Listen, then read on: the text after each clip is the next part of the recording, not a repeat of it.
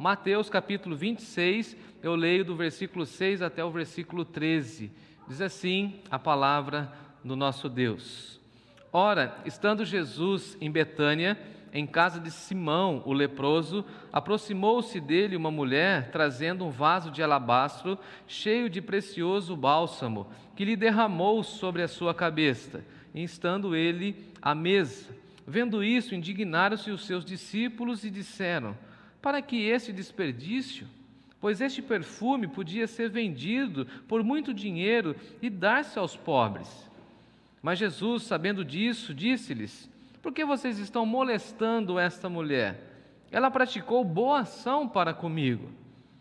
Porque os pobres sempre os tendes convosco, mas a mim nem sempre me tendes. Pois, derramando este perfume sobre o meu corpo, ela o fez para o meu sepultamento. Em verdade vos digo, onde for pregado em todo o mundo este evangelho, será contado o que ela fez por sua memória, ou em outras versões, para sua memória. Vamos orar? Senhor nosso Deus e nosso Pai, pedimos que o Senhor aquiete o nosso coração com a Tua palavra. Direcione o nosso coração com a Tua palavra. Instrua o nosso coração com a Tua palavra.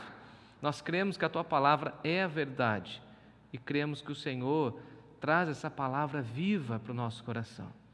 Por isso, Pai, colocamos a nossa vida diante do Senhor, pedindo que o Senhor console, oriente, modifique o nosso coração por meio da Tua palavra. É no nome de Jesus que nós oramos. Amém. Amém. Hoje nós vamos pensar sobre o vaso de alabastro. É claro e evidente que eu não vou me deter no início para falar do vaso. Vou falar um pouco do vaso, do perfume, um pouco mais da metade da mensagem para frente, na parte da aplicação. E agora, nesse início da reflexão, eu preciso fazer uma contextualização e mostrar a personagem central, que nesse caso é Jesus, obviamente, mas a pessoa que tem essa proposta de ungir Jesus, que é essa mulher. Então nós vamos falar um pouco dessa mulher no início, fazendo uma contraposição com aquilo que vem na sequência. Se caso você está com a sua Bíblia aberta, você vai ver que as pessoas, os líderes religiosos, aqui no capítulo 26, estavam querendo prender Jesus, matar Jesus durante a festa. O texto vai dizer para nós que todo esse movimento, esse tempo, o contexto era próximo da festa da Páscoa, e João, o evangelista, vai dizer para nós que os judeus, os líderes religiosos, estavam aguardando passar aquele momento de festa para depois prender o Senhor Jesus. De um lado nós temos essa mulher que se doa, se entrega, quebra o vaso de alabastro diante de Jesus, ungindo Jesus como rei, e depois, logo na sequência, a partir do versículo 14, nós temos o pacto de traição de Judas. Então você pode reparar no texto que basicamente Jesus está aqui enaltecendo aquela mulher que quebra o vaso, que se derrama na presença dele, que o honra como rei, que reconhece a sua divindade, reconhece que ele é ungido de Deus, o Messias de Deus. Em contrapartida, você tem aquele que cedeu o seu coração para o maligno, que é Judas, e assim fez um pacto com esses líderes religiosos, entregando o Senhor Jesus por 30 moedas de prata. Então aqui nós temos essa mulher que sobressai no texto e que ela então tem essa ação muito maravilhosa com Jesus. Essa mulher ficou muito conhecida por esse lindo gesto, essa linda ação para com o nosso Senhor Jesus. Para muitas pessoas ela é uma mulher sem nome. Para muitos estudiosos ela é uma mulher sem nome, porque basicamente aqui no Evangelho de Mateus nós não temos um nome. No entanto, o texto fala para nós que tudo isso ocorreu ali na região de Betânia. Já os outros evangelistas, e principalmente o evangelista João, vai dizer para nós que essa mulher, ela é Maria de Betânia, irmã de Lázaro, irmã também de Marta. Maria de Betânia. O próprio Senhor Jesus disse que Por todos os lugares aonde essa mensagem, onde o Evangelho do Senhor fosse anunciado, essa mulher deveria ser lembrada. O texto vai dizer que a memória dessa mulher acompanharia a mensagem do Evangelho. Eu achei isso de uma profundidade incrível. A nossa vida não cessa na morte. Nós que vivemos para o Senhor, nós continuamos vivos, ou a nossa história continua viva quando as pessoas pregam o Evangelho. E as pessoas podem dar continuidade à nossa existência no sentido de carregar a nossa memória. O Senhor Jesus diz isso de uma maneira muito clara: onde for pregado em todo o mundo o Evangelho, essa mulher será citada para sua memória. Então aqui nós podemos aprender que as pessoas que se rendem a Jesus, as pessoas que se colocam nas mãos de Jesus, são pessoas que marcam a vida de outras pessoas. Por quê? Porque elas se rendem, elas reconhecem que Jesus é o Senhor e assim passam a viver para a glória dele, e a memória dessas pessoas são levadas em comparação ou em continuidade com a mensagem do Evangelho. Então a vida de Maria de Betânia é lembrada sempre que o Evangelho é anunciado. Então nossa vida pode ser um marco para outras vidas sempre que o Evangelho for pregado. Então alguém pode falar o seguinte: olha, sempre que você quiser falar de renúncia, você tem que lembrar de Maria de Betânia. E alguém pode olhar para a minha vida, para a sua vida e falar assim: sempre que eu desejo falar de alguma virtude do Evangelho, eu posso olhar para essa pessoa e falar que essa pessoa cumpriu o desejo de Deus e se rendeu ao Evangelho. Maria de Betânia fala e ensina para nós, mesmo ou apesar do seu falecimento. A sua vida foi impactante e continua sendo instrutiva para nós. Isso é maravilhoso demais, porque ela continua viva, ou a sua memória continua viva. Nós podemos lembrar daquilo que ela fez para o Senhor Jesus. É muito interessante que quando nós realizamos algumas coisas ou fazemos algumas coisas para as pessoas, nós caímos no esquecimento, não é verdade? Você pode fazer muitas coisas para várias pessoas e depois de algumas semanas ou meses, essas pessoas se esquecem daquilo que nós realizamos na direção delas. Quem aqui que me ouve nunca foi traído ou traída por uma pessoa do trabalho ou algum familiar? Você faz, você cuida, você ajuda a pessoa e depois a pessoa se esquece de tudo aquilo que você fez. No Evangelho isso não acontece, no reino de Deus isso não acontece. No reino de Deus isso não acontece porque a nossa vida fica gravada e marcada em outras vidas. É muito maravilhoso isso. E essa história é uma linda história de uma vida que não é limitada pelas circunstâncias da vida. É uma história de gratidão, é uma história de uma vida relevante, é uma história de uma vida ligada, linkada com o Evangelho. Eu sonho que a minha vida seja contada a partir do Evangelho, à luz do Evangelho. Que a história da nossa igreja seja contada à luz do Evangelho. Que as pessoas que estão nos vendo vejam não a nossa vida, não os nossos talentos, não as nossas capacidades, as nossas contribuições, mas que as pessoas vejam aquilo que o Evangelho faz em nós. E assim nós marcaremos a vida das pessoas que nos cercam. Foi isso que fez Maria de Betânia. E a história de Maria de Betânia é um exemplo a ser seguido. Ela deixa uma marca, ela deixa um legado, ela constrói uma vida e ela vive de uma maneira tão intensa a sua adoração a Jesus, que o próprio Senhor Jesus a louva. O próprio Senhor Jesus diz que a sua memória será lembrada. Ela sempre será lembrada quando o Evangelho for anunciado. Eu achei isso de uma profundidade incrível e fico sempre pensando na minha própria existência, e creio que você também deve estar pensando aí consigo. Será que a nossa memória continuará sendo contada com o Evangelho? Em outras palavras, será que a nossa vida está tão ligada com o Evangelho que quando as pessoas contarem o Evangelho terão que contar aquilo que o Evangelho fez em nós? Eu espero, eu oro, para que as pessoas que me conhecem falem o seguinte: olha, eu conheci o Jefferson antes do Evangelho, eu conheci o Jefferson antes da conversão, e fui vendo que o Evangelho foi transformando a vida dele. É isso que nós queremos.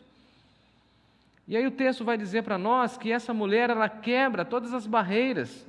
O texto diz, se você está com a sua Bíblia aberta, aí no versículo 6, que Jesus estava em Betânia, a cidade dessa mulher, de Maria, e Jesus estava indo para a casa de Simão, o leproso. Mesmo esse homem tendo sido curado da lepra, ele carrega esse rótulo. Qual é o rótulo? Que ele era um leproso. E a lepra era uma doença relacionada à impureza, à contaminação. O Antigo Testamento vai dizer para nós que as pessoas que tinham essa enfermidade precisavam ficar distantes das outras pessoas, não tinham convívio social, simplesmente essas pessoas viviam marginalizadas. Alguns historiadores vão dizer para nós que havia algumas aldeias dos leprosos e eles tinham alguns sininhos. E conforme algumas pessoas que não tinham lepra passassem por ali, eles tocavam um sino para que essas pessoas ouvissem o sino e não tivessem contato. Essas pessoas ficavam à margem da religião, à margem da sociedade. Essas pessoas não tinham contato, convivência com ninguém, a não ser com pessoas da sua própria condição de leprosos. Quando morei em Bauru, tive o privilégio de fazer um curso em um dos hospitais muito renomados lá da cidade, que trabalha com leprosos. Pude aconselhar alguns deles naquele tempo em que fiz um estágio naquele hospital por meio de um vidro. E uma das questões mais difíceis é que aqueles leprosos diziam para mim que eles não tinham convivência com outras pessoas. Ficavam à margem, excluídos.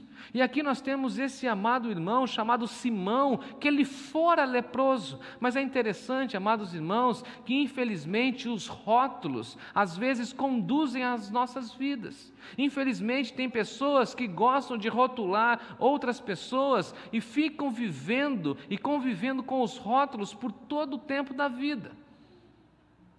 Mas quando o Evangelho chega no nosso coração, a gente deve dispensar, jogar fora, abandonar o rótulo. Eu era leproso, agora eu sou são, agora eu sou curado. Eu era corrupto. Isso seria engraçado lá em Brasília, não imagina? O cara colocar no currículo dele, sou um ex-corrupto, agora eu sou convertido. Eu sou um ex-mentiroso. Mas o texto vai dizer para nós que ela estava na casa de um leproso. Que ela estava em contato com uma pessoa que até aquele momento já estava no processo de transformação, de cura. Era o Simão, o leproso.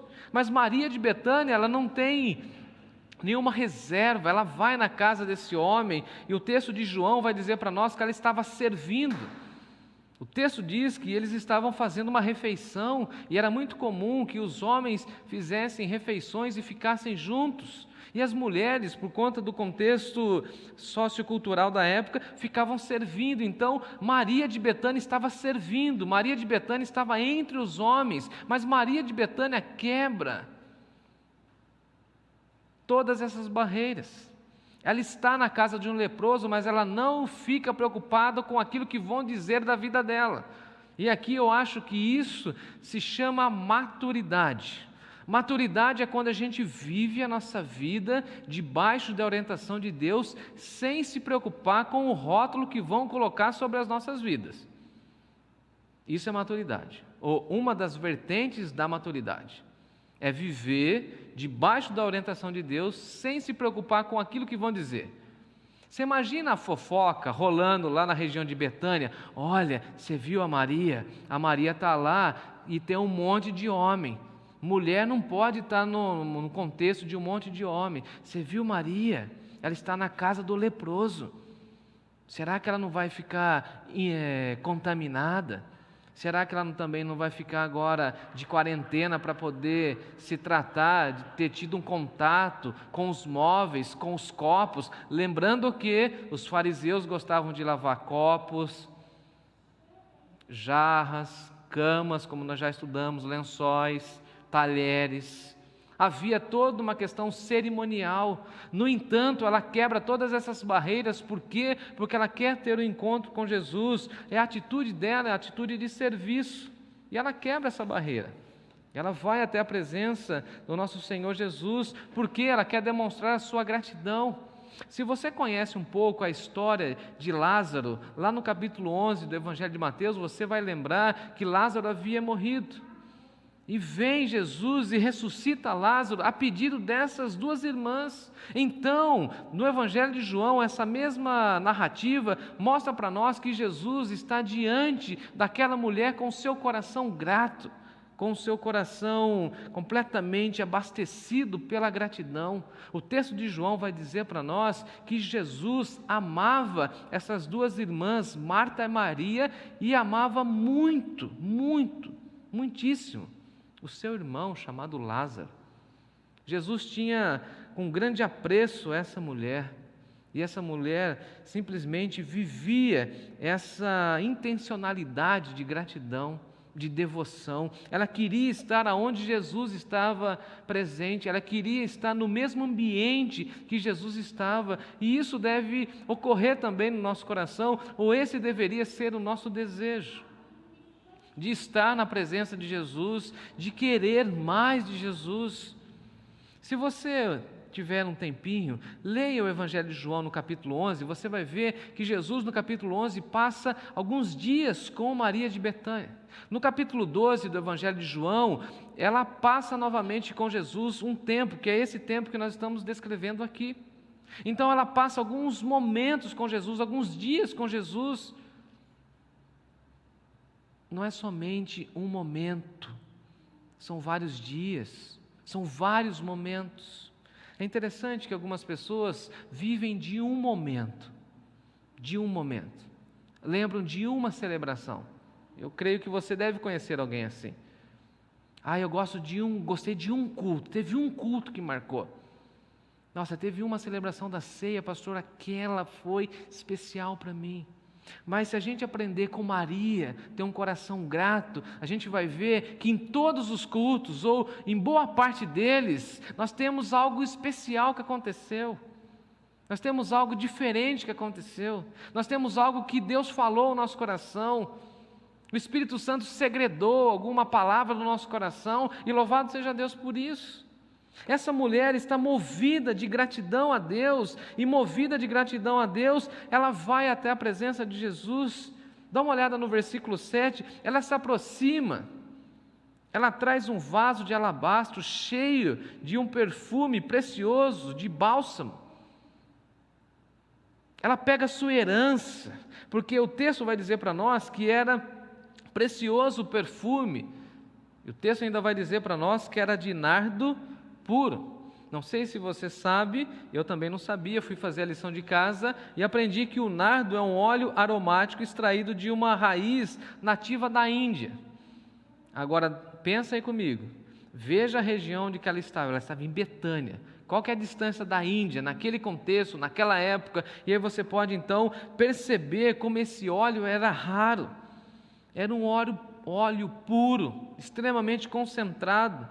Um frasco com esse óleo representava naquele momento simplesmente a herança de uma pessoa. O seu valor econômico poderia simplesmente dar uma vida abundante para ela por muitos anos.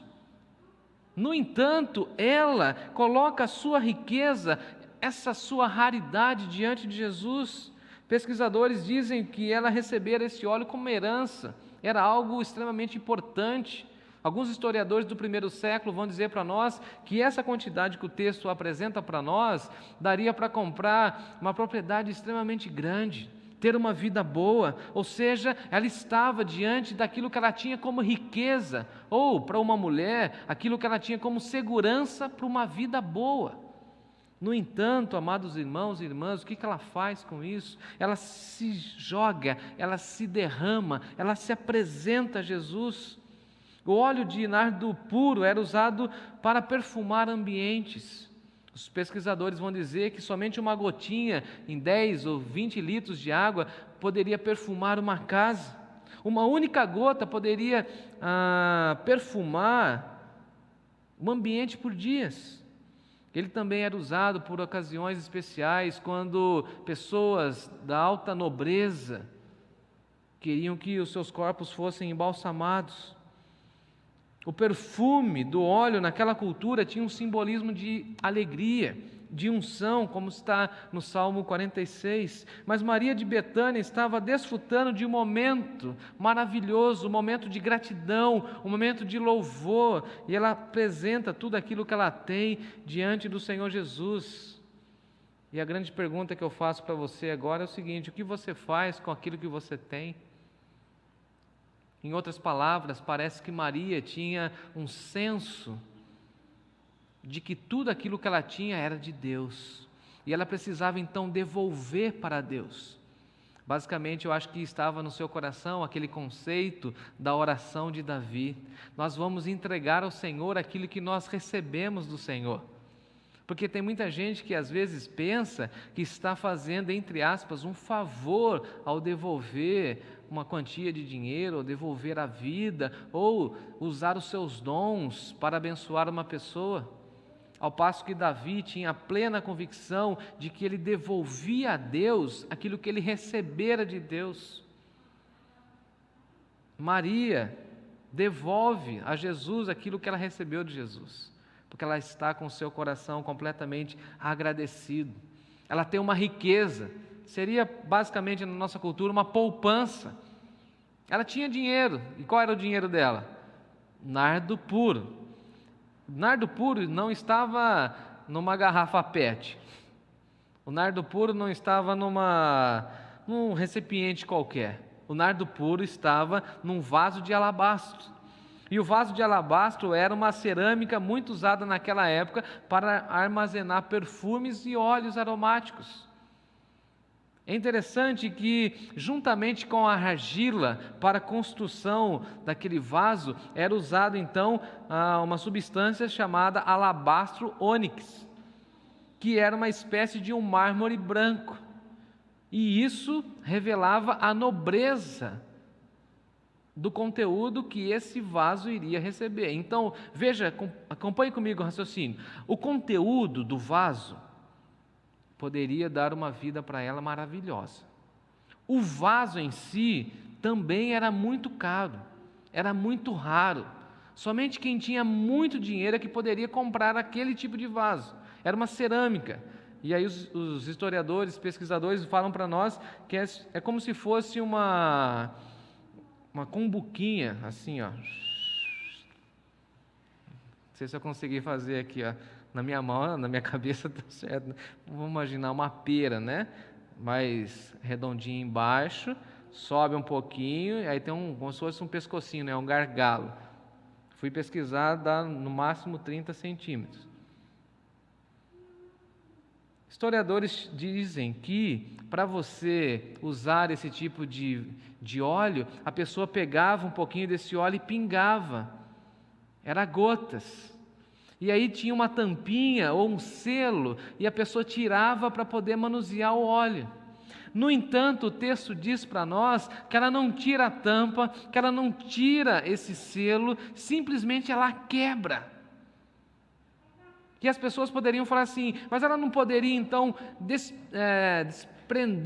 despejar o óleo aromático, esse nardo puro em Jesus, ungir Jesus com o óleo e guardar a cerâmica, para vender a cerâmica, porque a cerâmica também valia muito dinheiro, mas Maria diria assim para nós: não, eu quero derramar tudo na presença de Jesus, eu quero colocar tudo que eu tenho na presença de Jesus, eu quero me derramar na presença de Jesus, eu quero que tudo fique na presença de Jesus. E alguém diria assim, se fosse o Judas, né? Mas não dá para guardar esse vaso?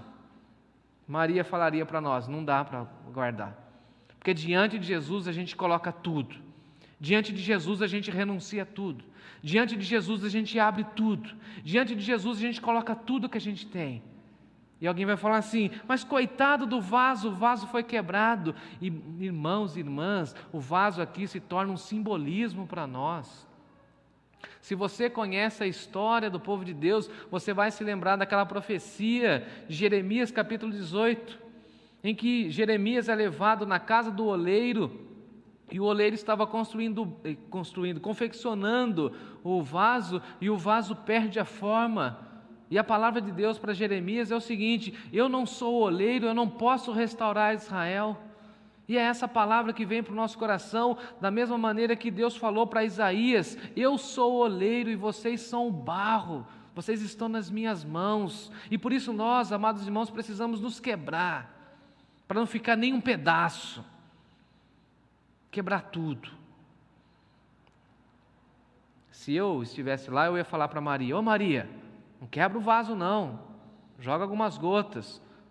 Maria falaria para mim, falou: não, você não sabe o que é ter o desejo de aprender mais de Jesus, você não sabe o que é viver com o coração inflamado de gratidão a Deus. Sabe o que eu vou fazer? Eu vou jogar toda a minha riqueza, vou jogar toda a minha vida em Jesus, porque eu sei que Ele vai receber com louvor, Ele vai entender aquilo que vai no meu coração, e eu vou quebrar o vaso, não vou tirar o selo, não vou tirar a tampa, eu quebro o vaso.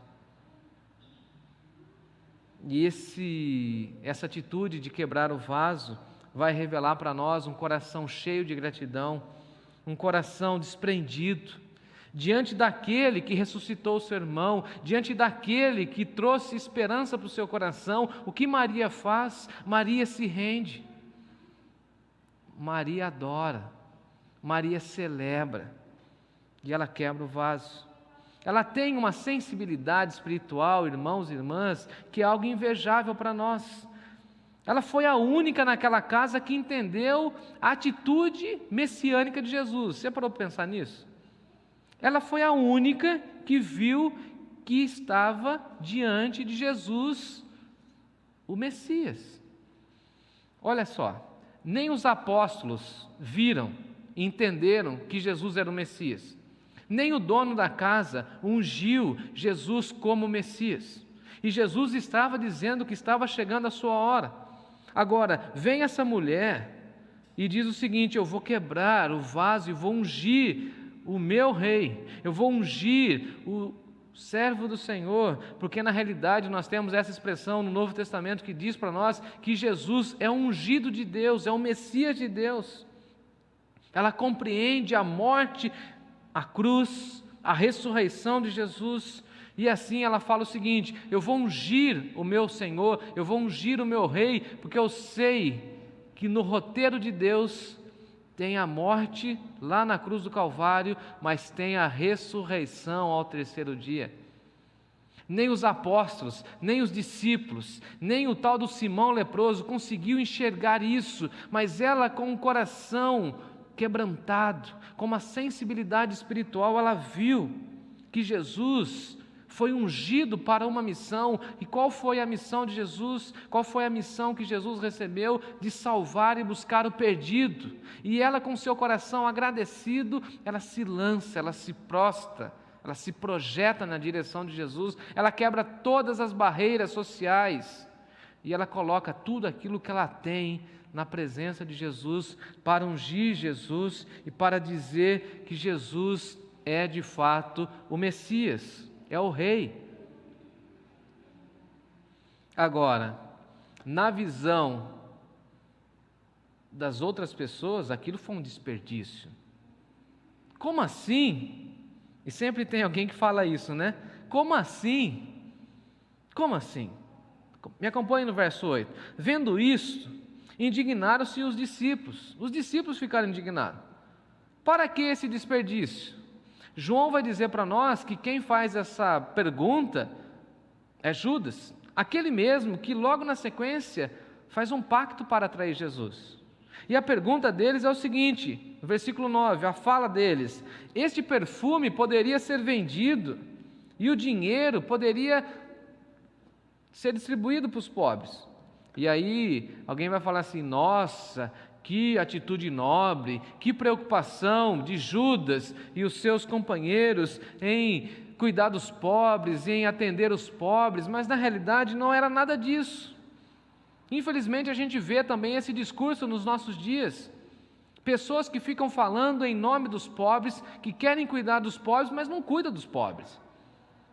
E falo isso com muita contundência, com muita clareza e com muita segurança no meu coração, porque a nossa igreja cuida, não fica falando que cuida, a gente vai lá e cuida.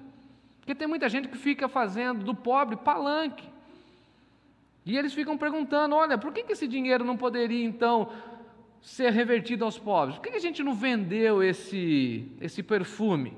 E aí Jesus elogia a atitude de Maria no versículo 10.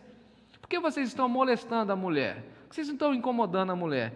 Em outras palavras, por que vocês estão perguntando do vaso e perguntando do óleo que é da mulher, não é de vocês?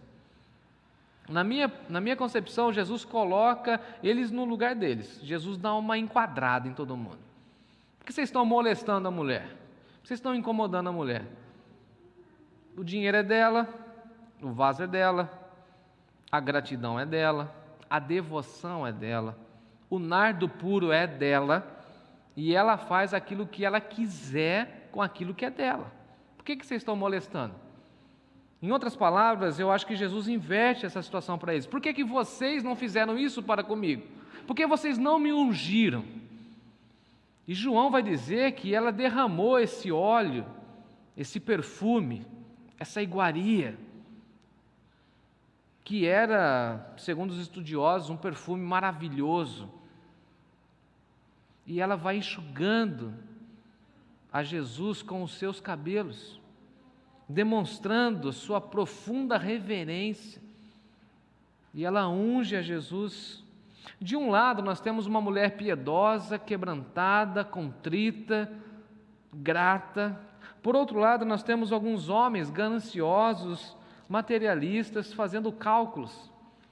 Eu não sei se você já passou por isso, mas infelizmente algumas pessoas não entendem aquilo que a gente faz no reino de Deus. Eu me lembro que, quando ainda jovem, alguns dos meus amigos da igreja gostavam muito de jogar bola aos sábados. E era uma febre na nossa igreja, a meninada lá, os adolescentes e jovens, vão jogar bola, vão jogar bola. E eu sempre tive o chamado de Deus, sempre gostei também de jogar bola. Mas eu não ia todo sábado. Até que alguns dos meus amigos falavam assim, como assim? Você vai ficar no sábado à tarde lendo a Bíblia? Como assim? Como assim? Você vai dedicar sua vida para a igreja, para o evangelho? Como assim? Porque tem muita gente que não entende a nossa dedicação, o nosso empenho. Tem muita gente que não consegue entender que o nosso coração é grato por Deus e queremos fazer de tudo para o reino dele. E o nosso desejo com essa mensagem é aquecer o seu coração para que você também sirva a Deus, se entregue, se renda, coloque tudo que você tem, a sua riqueza, a sua saúde, a sua inteligência, as suas capacidades, as suas emoções, coloque tudo nas mãos de Jesus, se quebre na presença dEle, deixe Ele te usar, deixe Ele reconstruir sua vida, deixe Ele reconstruir sua história. Quando o meu filho deseja fazer alguma brincadeira, agora não dá porque está crescendo bastante, né? Acho que pós-pandemia ele já vai direto para a classe dos adolescentes, mas quando ele era um pouco mais pequeno, ele ficava brincando comigo no sofá, e ele então queria pular, e eu falava, vai meu filho, se joga. E então ele pulava, e eu ficava tentando segurá-lo.